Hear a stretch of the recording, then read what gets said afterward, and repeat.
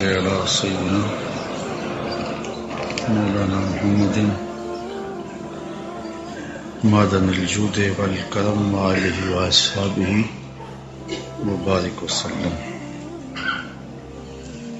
تمام حمد و ثنا، تعریف و توصیف اللہ جل مجدہ الکریم کی ذات بابرکات کے لیے، جو خالق کائنات بھی ہے اور مالک شش جہات بھی۔ اللہ جل وعلا کی حمد و ثنا کے بعد رسول رحمت، شفیع معظم، نبی محتشم، حضور ختمی المرتبت صلی اللہ علیہ وآلہ وسلم کے حضور ناز میں اپنی عقیدتوں، ارادتوں اور محبتوں کا خراج پیش کرنے کے بعد واجب الاحترام ذوی الاحتشام معزز و مکرم سامعین، خواتین و حضرات، السلام علیکم ورحمۃ اللہ وبرکاتہ۔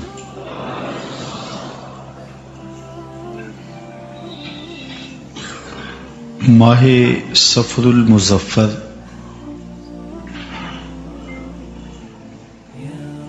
بہت سارے اولیاء، کاملین، واصلین کہ وصال کا مہینہ ہے۔ بہت سارے بزرگوں کے اس مہینے میں آراس منعقد ہوتے ہیں اور کثرت کے ساتھ مختلف مساجد میں اولیاء اللہ، بزرگان دین اور اہل تصوف کا تذکرہ اس مہینے کیا جاتا ہے، لیکن عمومی رویہ یہ ہے کہ بزرگوں کی کرامات کو زیادہ بیان کیا جاتا ہے، تعلیمات کو کم بیان کیا جاتا ہے۔ کرامات کا بیان کرنا کوئی بری بات نہیں ہے۔ کرامات بزرگوں کی ہوا کرتی ہیں اور کرامات لوگوں کی ہدایت کا سبب اور ذریعہ بھی ہوئی۔ کرامت کا من حیث الکرامت انکار کرنا کفر ہے۔ کوئی شخص کہے کہ میں کرامات کو مانتا ہی نہیں، مطلق انکار، کفر اس لیے کہلائے گا کہ قرآن مجید میں بھی کرامات کا ذکر موجود ہے، جس طرح صاحب سلیمان علیہ السلام کا آنے واحد میں تخت بلقیس قدموں میں حاضر کر دینا، یہ قرآن میں ذکر ہوا۔ حضرت مریم سلام اللہ علیہا کا وہ واقعہ جو سورہ آل عمران میں مذکور ہے،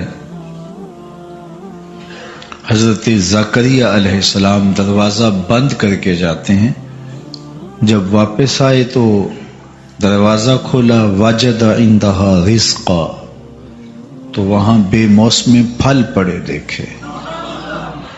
دروازہ مقفل ہے، باہر سے کوئی اندر نہیں جا سکتا، اندر سے کوئی باہر نہیں آ سکتا، تو یہ پھل کہاں سے آئے؟ اور پھر پھل بھی ایسے جن کا موسم بیت گیا۔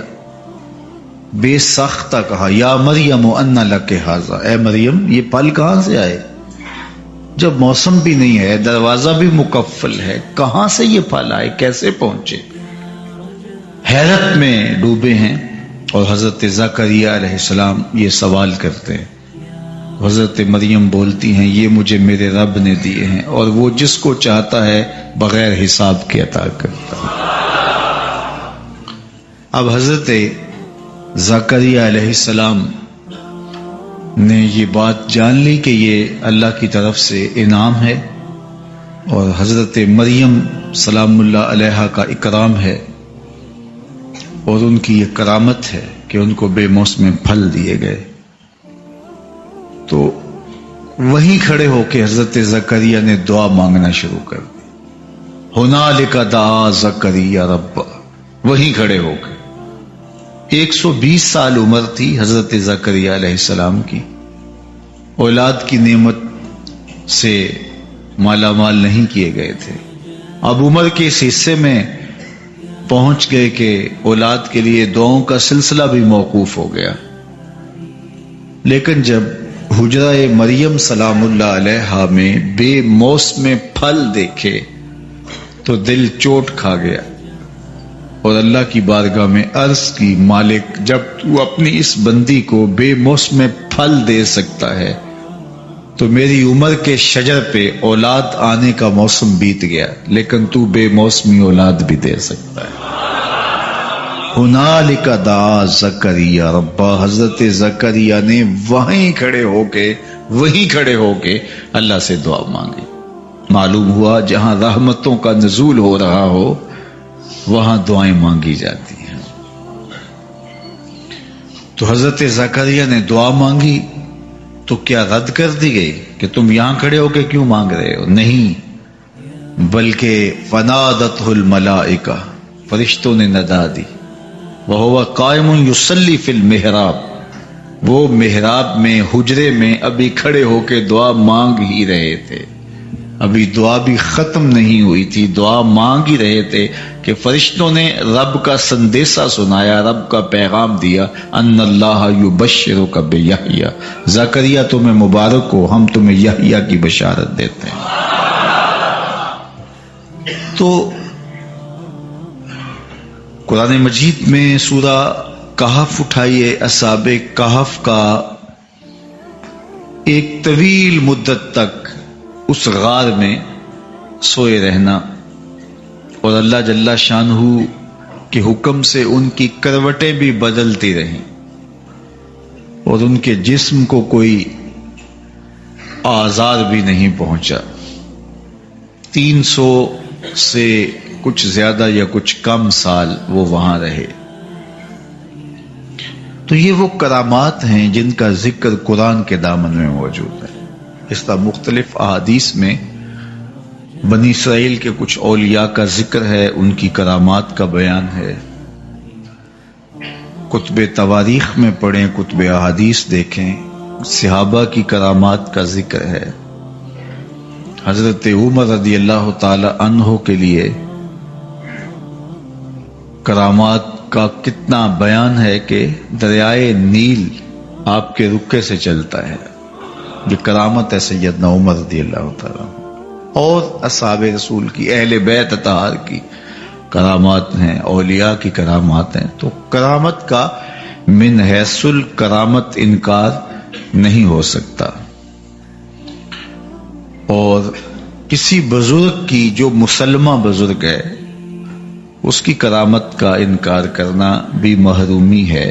لیکن دور موجود کے اندر بہت سارے لوگ ہیں جنہوں نے اپنے نام سے مختلف خود ساختہ کرامات بھی معاشرے میں مشہور کر دی ہوتی ہیں.